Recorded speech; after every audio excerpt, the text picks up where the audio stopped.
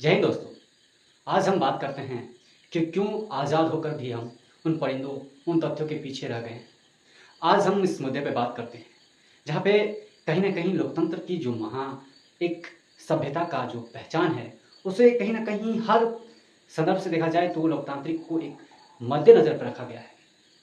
मैं आपको बताना चाहता हूँ कि भारत 1947 में आज़ाद हुआ था, लेकिन उस आज़ादी का हम महान उत्सव मनाते हैं, उस आज़ादी का हम एक पर्व मनाते हैं, लेकिन हम 2 दिन ही क्यों याद करते हैं उन वीर जवानों को जिन्होंने अपनी बलिदान दी है। लेकिन क्या ये सही है या फिर तथ्य गलत है? हम एक 26 जनवरी और एक 15 अगस्त को हम उन लोगों को याद करते हैं और हम देश प्रेमी की बात करते हैं, या चाहे वो किसी प्रकार की अटैकिंग हो या किसी तरह की जो अटैक हुआ था या उस पर हमला हुआ है, वो कहीं ना कहीं उसके बाद हमारे देश में जागरूकता बढ़ती है। वो कोई सा भी पार्टी का लोग हो, वो तब चाहते हैं कि उनको मुंहतोड़ जवाब दिया जाए। लेकिन इसके बीच हम कहीं ना कहीं दलदल में फंस गए।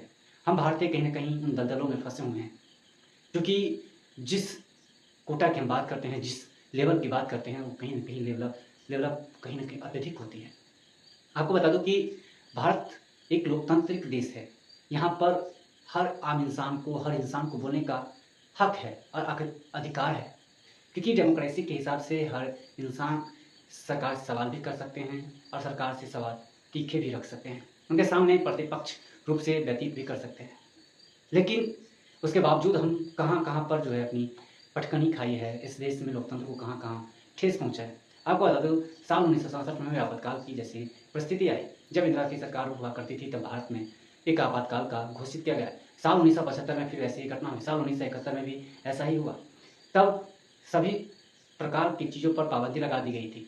तो क्या ये कांग्रेस की सरकार नहीं हुई? जो सरकार कांग्रेस कहती थी कि ये आपातकाल कभी कभी हमारे लिए संदर्भ की बातें करती है, तो क्या उन्होंने जो किया काम क्या सही था? आज जो भारतीय जनता पार्टी कर रही है तो क्या गलत है? ये भी एक सही है, वो भी एक नज़रिया से देखा जाए तो सही है, क्योंकि जब आपातकाल की स्थिति लगी तो कहीं ना कहीं भारत में कहीं ना कहीं बहुत बड़ी संकट थी, बहुत बड़ी जो है बातें हुआ करती थी। उसको देखते हुए भारत की सरकार, तब की सरकार, उन्होंने इस तरह के फैसले किए। आज क्यों आज़ाद होकर भी हम लोग आज़ाद नहीं हैं? आप देखते होंगे रेप जैसी घटना लगातार भारत में आए दिन होती रहती है, और कोई बड़ा हाईलाइट हो जाता है, कोई दब जाता है, और दबने के बाद मीडिया में कुछ दिनों तक उसकी खूब सारी चर्चा होती है, खूब सारी बातें होती हैं, खूब सारी जो है एविडेंस मिलते हैं। लेकिन कुछ दिनों के बाद में उनके पास में जब दूसरा कोई खबर आ जाता है, तो लोग उन्हें भूल करके वो दूसरे चीज़ों पर निर्भर कर देते हैं और इंसान का जो ब्रेन है उसे अपने ओर केंद्रित कर देते हैं।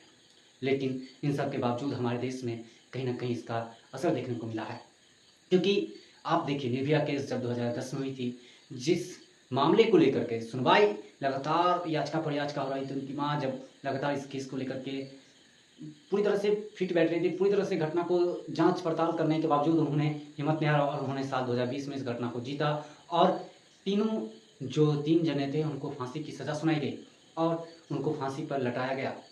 वहीं साल 2020 की ही घटना है, साल 2020 या 19 की घटना है, जब हैदराबाद में पुलिस पर अत्याचार हुई, महिला के डॉक्टर के साथ में हुई गैंगरेप, तब वहाँ की सरकार, वहाँ की जो पुलिस प्रशासन थी, उन्होंने एनकाउंटर कर दिया।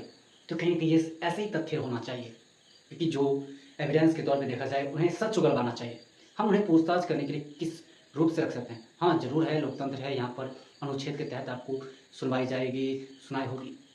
तो इसके बावजूद केस की रेप की केस वो अत्यधिक बढ़ने लगी है।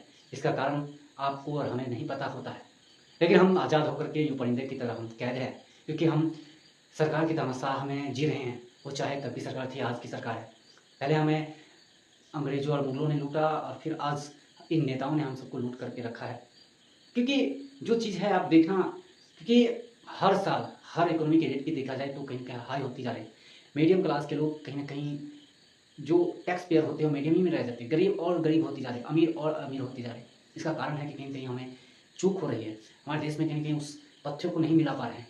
इसी को लेकर के हम जो कुछ बातें कर रहे हैं वो कहीं ना कहीं हमें एक नज़रिया से देखना होगा, क्योंकि जो ये नज़रिया है उससे कहीं ना कहीं हम उस संदर्भ को रखते हैं, और बातें कुछ अत्यधिक हो जाए किसी मामले को तो उसे और आगे तक हाई लेवल तक पहुंचाई जाती है। ये बातें एक आसान सी नहीं है, ये बातें कोई छोटी मोटी बातें नहीं है। हम जिस बात को देखते हैं, हम जिस बात को लेते हैं, हम उसी तरह की बात करते हैं। आज बंगाल में जो हुई घटना, जो बंगाल में हो रही है, इसको लेकर के हम लोग बहुत शर्मिंदा है। ये एक डॉक्टर की लड़ाई नहीं है, ये पूरे देश की नारी शक्ति की लड़ाई है, पूरे देश की जनशक्ति की लड़ाई है, पूरे देश की लोकतंत्र की लड़ाई है, पूरे देश की सभ्यता की बातें हैं। और जब ये इस सभ्यता की बातें हो तो आपको कहीं न कहीं आगे उठ कर के आना चाहिए, आपको ऊपर आना होगा, क्योंकि आपको कहीं न कहीं देखना होगा कि एज़ अ राइट क्या कुछ बैठता है, क्या कुछ सही मायने में रखता है। Right, you are humble, you are not an honesty, you are the not eligibility, ये सब सारी क्राइटेरिया आप छोड़ दीजिए वहाँ पर, क्योंकि इसको आप देखिए एक